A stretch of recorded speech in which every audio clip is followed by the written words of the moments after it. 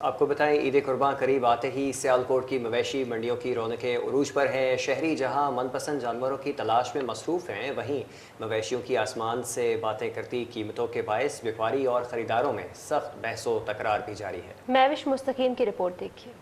मवेशी मंडियों में बहार, कुर्बानी का जज्बा है बरकरार, मगर कीमतों ने बढ़ाई तकरार। महंगाई ने किया आवाम को लाचार, व्यापारी मांगे ऊंचे दाम, मगर शहरी बोले कैसे हो ये काम। हम 2-3 दिन से मंडी में आ रहे हैं बच्चों को साथ लेकर, लेकिन व्यापारियों का ये इशू आ रहा है हमारा, और व्यापारियों का ये इशू आ रहा है कि इनका हमारा और डिफरेंस है 1.5-2 लाख का। तो वो समझ में नहीं आ रहा है। ये मंडी भी देखी है, अकबराबाद मंडी भी देखी है, समड़ियाल भी देखी है, तमाम मंडियों में 2-3 दिन चक्कर लगा रहे हैं। इशू ये आ रहा है कि जो चीज़ हम वैल्यू के हिसाब से या को कुर्बानी के हिसाब से लगा रहे हैं ना, 1.5 से 2 लाख का डिफरेंस आ रहा है। बाकी लोग होंगे ने ते रेट पुछते ने चले जाते हैं, रेट भी मुनासिब है, लोग लै नहीं रहे, पता नहीं की मसला जी, बस आ रहे ने जा रहे ने, पुछ रहे ने जा रहे हैं। अजे तक एक बच्चा वेखिया जी, 40 बच्चे लियाते ने जी, तो बुलबुल के बच्चे लियाते ने जी।